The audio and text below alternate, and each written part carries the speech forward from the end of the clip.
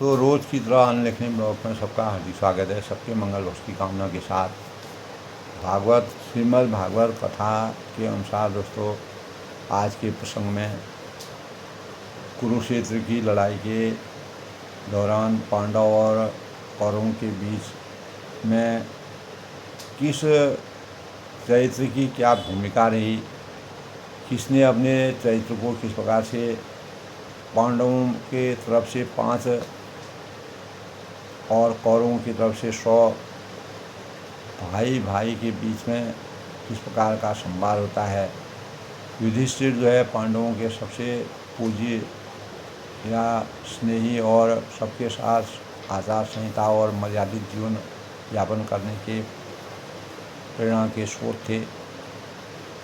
विदुर जी, आज के प्रसंग में हम समीक्षा करेंगे कि विदुर जी के उपदेश से विदुर जी ने क्या उपदेश दिए। धृतराष्ट्र और गांधारी का वन में जाना, विदुर जी ने उपदेश क्यों दिए, और धृतराष्ट्र जो कौरवों के पिता थे, माता गांधारी थी, तो अब वन में क्यों गए। तो सूत जी इस संबंध में कहते हैं कि दोस्तों, विदुर जी तीर्थ यात्रा में महर्षि यानी मैत्री से आत्मा का ज्ञान प्राप्त करके हस्तिनापुर लौट आए। उन्हें जो कुछ भी जानने की इच्छा थी वह पूर्ण हो गई थी। तो शौनक जी अपने चाचा विदुर जी को आया देखकर धर्मराज युधिष्ठिर को धर्मराज का मानक माना गया, धर्म की रक्षा करने वाले। हृदय हृदय धर्मस्य ग्लानिर्भवतो अधर्मस्य तदात्मानं सदात्मानं। भगवान श्री कृष्ण का अवतार धर्म की रक्षा के लिए हुआ द्वापर युग में। तो युधिष्ठिर उनके चारों भाई धृतराष्ट्र और युयुत्सु थे, संजय थे और कृपाचार्य तथा पांडव परिवार के अन्य सभी नर नारी और पुत्रों सहित दूसरी स्त्रियां सबके सब बड़ी प्रसन्नता से मानो मृत शरीर के में प्राण आ गया हो ऐसा लग रहा था। ऐसा अनुभव करते हुए उनकी अगवानी करते हैं, उनका आदर सम्मान करने के लिए खड़े रहते हैं। सामने गए तो युधिष्ठिर ने आसन पर बैठाकर उनका जिस प्रकार से यथोचित सत्कार किया, आदर किया, मान सम्मान किया। और जब वे भोजन एवं विश्राम करके सुखपूर्वक आसन पर बैठे थे, तब युधिष्ठिर ने विनय से झुककर सबके सामने उनसे कहा। क्या कहा? युधिष्ठिर ने कहा कि दोस्तों, चाचा जी जैसे पक्षी और अन्नों को पंखों की छाया के नीचे रखकर उन्हें सेते और बढ़ाते हैं, उनका रक्षा करते हैं, वैसे ही अपने अत्यंत वात्सल्य से अपने कर कमलों की छत्र छाया में हम लोगों को आपने पाला पोसा है। बार बार आपने हमें और हमारी माता का विषदान और लाक्षाग्रह के दाह आदि विपत्तियों से बचाया। तो आप युधिष्ठिर ने ये शब्द कहे, जो धर्माचार्य थे, तो आप जैसे भगवान के प्यारे भक्त स्वयं ही तीर्थ स्वरूप होते हैं, यानी तीर्थों में जाने से के बराबर ही आपका स्वरूप है। आप लोग अपने हृदय में विराजमान भगवान के द्वारा तीर्थों को भी महातीर्थ बनाते हुए विचरण करते हैं। तो पांडव विदुर जी का देवता के समान सेवा सत्कार करते थे और वे कुछ दिनों तक अपने बड़े भाई धृतराष्ट्र की कल्याण कामना के सुपुर और हस्तिनापुर में रहे। तो विदुर जी ने दोस्तों काल की गति जानकर अपने बड़े भाई धृतराष्ट्र से कहा, महाराज देखिए, जब बड़ा भयंकर समय का आ गया है और झटपट जल्दी से यहाँ से निकल चलिए। हम सब लोगों के सिर पर सर्वसमर्थ काल मंडराने लगा। तो जिसके आने का कोई भी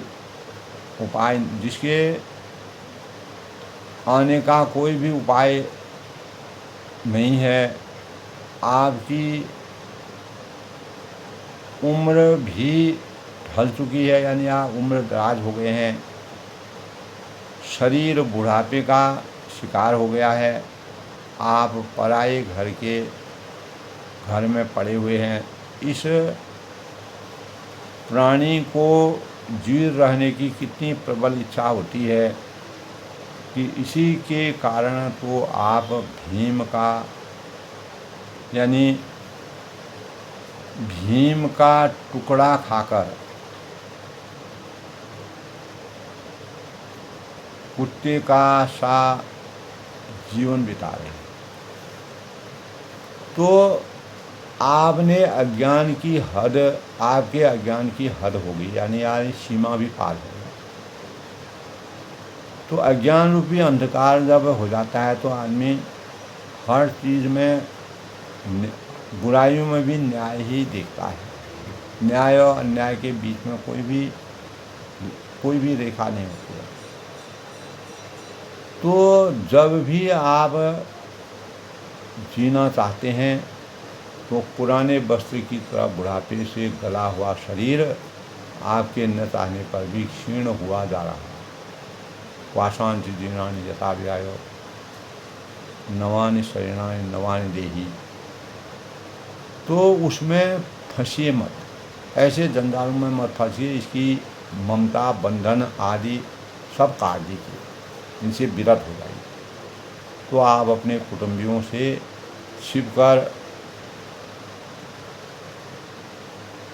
यानी उत्तराखंड में चली जाइए। जब छोटे भाई विदुर ने अंधे राजा धृतराष्ट्र से इस प्रकार उनको समझाया, तब उनकी प्रजा के नेत्र खुल गए। अपने भाई विदुर के दिखलाए हुए मार्ग से निकल पड़े और परम पति व्रता माता गांधारी भी उनके पीछे पीछे चल पड़े। तो अजातशत्रु युधिष्ठिर प्रातःकाल गुरुजनों की चरण वंदना के लिए राजमहल में गए। तब उन्हें धृतराष्ट्र, विदुर तथा गांधारी के दर्शन हुए। तो गांधारी के दर्शन होने पर युधिष्ठिर ने संजय से पूछा कि संजय, ये मेरे वृद्ध और नेत्रहीन पिता और धृतराष्ट्र कहाँ हैं? उन्होंने पूछा। तो संजय बोले कि कुल नंदन, मुझे आपके दोनों चाचा और गांधारी के संकल्पों का कुछ भी पता नहीं है। संजय इस प्रकार जो है कह भी रहे थे कि तभी वहाँ पर नारद जी आ गए, जो तीनों लोगों की बातें जानते थे। तो महाराज युधिष्ठिर ने उन्हें प्रणाम किया। तो युधिष्ठिर ने उनसे कहा कि भगवान, मुझे अपने दोनों चाचाओं और माता गांधारी पर का पता नहीं लग रहा है। वे यहाँ से कहाँ चले गए हैं कोई पता नहीं। तब भगवान के परम भक्त देवर्षि नारद ने कहा कि धर्मराज, तुम किसी के लिए शोक मत करो, क्योंकि यह सारा जगत जो है, संसार जो है, ईश्वर के वश में है। मानव उसके लिए कुछ भी नहीं कर सकता है। होई सोई जो राम रचि राखा, विधि रचि राखा, यानी वही एक प्राणी को दूसरे को मिलाता है और वही एक प्राणी को दूसरे प्राणी से अलग कराता है और वही उन्हें अलग कराता है। तो जैसे संसार में खिलाड़ी की इच्छा से खिलौने का संयोग और वियोग होता है, वैसे ही भगवान की इच्छा से ही मनुष्य का मिलना और बिछुड़ना भी होता है। तो द्वारा जो रचा गया है, परमात्मा के द्वारा जो रचा गया है, जो निर्दिष्ट है, हम उसी के अनुसार अपने जीवन को यापन कर सकते हैं। इसीलिए धर्मराज इस अज्ञात जन्य मन की विकलता को छोड़ दो, यानी मन में किसी प्रकार का अभिशाप, किसी प्रकार का पछतावा, किसी प्रकार का अफसोस और ग्लानि से दूर रह करके अपने जीवन को चैत्रवान बनाओ। तो भगवान श्री कृष्ण ने धर्म की रक्षा के लिए, अधर्म को हमेशा समाप्त करने के लिए, मानव कल्याण के लिए अनेकों लीलाओं का वर्णन किया। उन्हीं लीलाओं के अनुसार गांधारी और धृतराष्ट्र के द्वारा पुत्रों के मोह के कारण किस प्रकार की यातनाएं अंतिम समय पर भोगनी पड़ी, उन भावों का भगवत कथा में पूर्ण वृत्तांत है। और इसीलिए भगवान श्री कृष्ण ने पांडव और कौरवों के वास्तविक जीवन क्या होता है और जीवन की उच्चता का परिणाम क्या है, क्या प्रमाण है, इसके लिए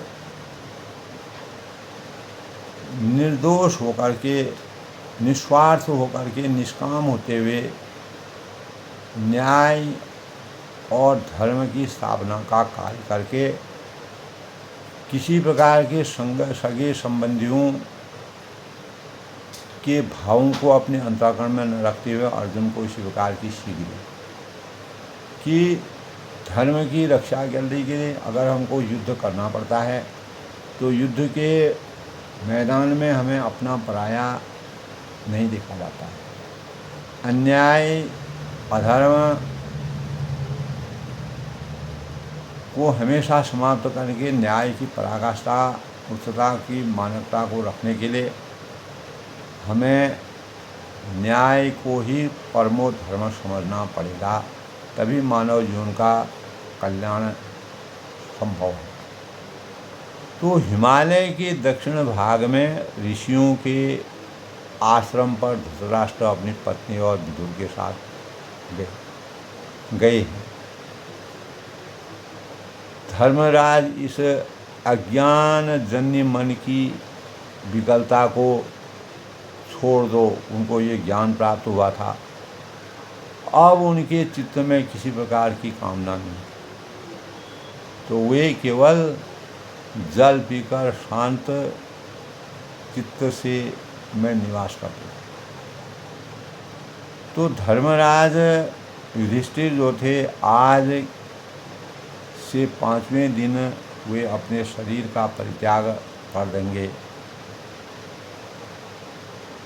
उनको बताया युधिष्ठिर को उन्होंने, नारद जी ने, और यह जलकर भस्म हो जाएगा और वह जलकर भस्म हो जाएगा।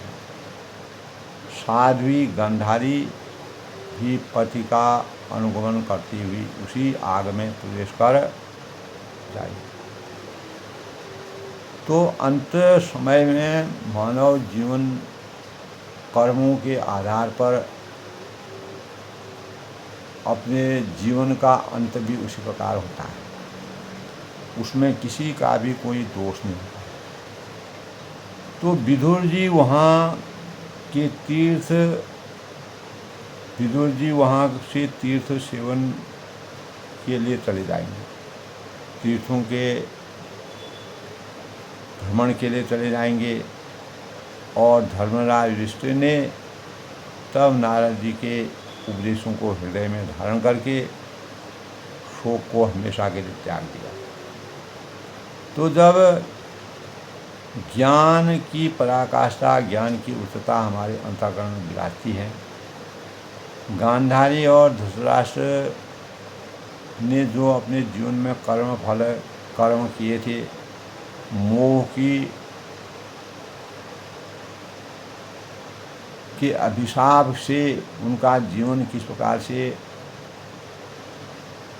गर्त में गिरा, कैसे उन्होंने पश्चाताप किया, इन भावों को भगवत अलग अलग प्रकरणों में, प्रसंग में दिखाया गया है। आज के प्रसंग में दोस्तों, आज के प्रसंग में विदुर जी के उपदेश से धृतराष्ट्र और गांधारी को वन में जाना और वन में जाकर के उनको किस प्रकार के उपदेश मिले, उन्होंने जो अपने जीवन में कार्य किए थे।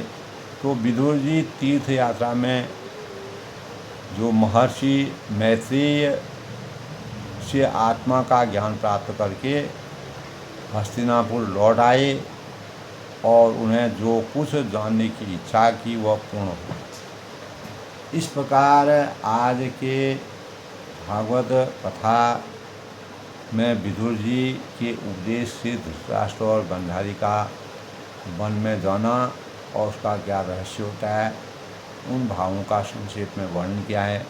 मैं सबके मंगल भोज की कामना के साथ छोटे छोटे प्रसंगों से, यानी महाभारत के युद्ध में किस चरित्र की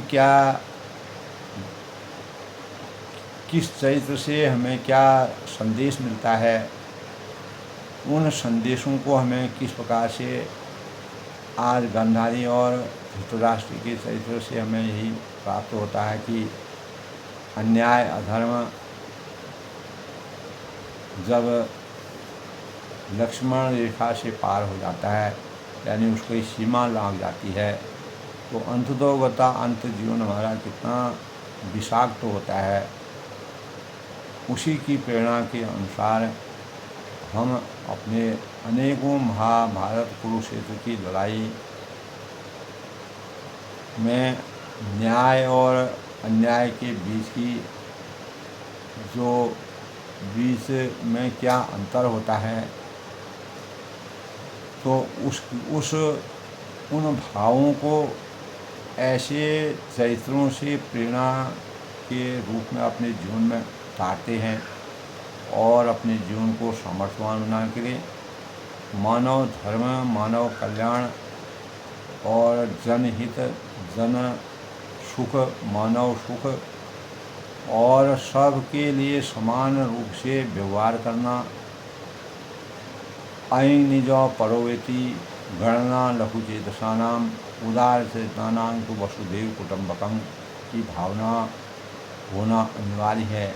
नहीं तो हमारा जीवन गांधारी और धृतराष्ट्र के समान ही रहेगा। इसलिए हमें धृतराष्ट्र और गांधारी का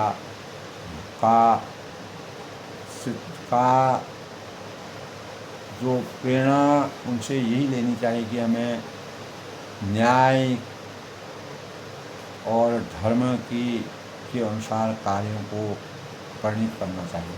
कार्यों की रूपरेखा में चाहे हमें कितना ही परेशानियाँ हों, लेकिन धर्म और न्याय को सर्वोपरि मानते हुए भगवान कृष्ण ने अपने उत्तरदायित्व को कुरुक्षेत्र की लड़ाई में पांडवों का साथ दे करके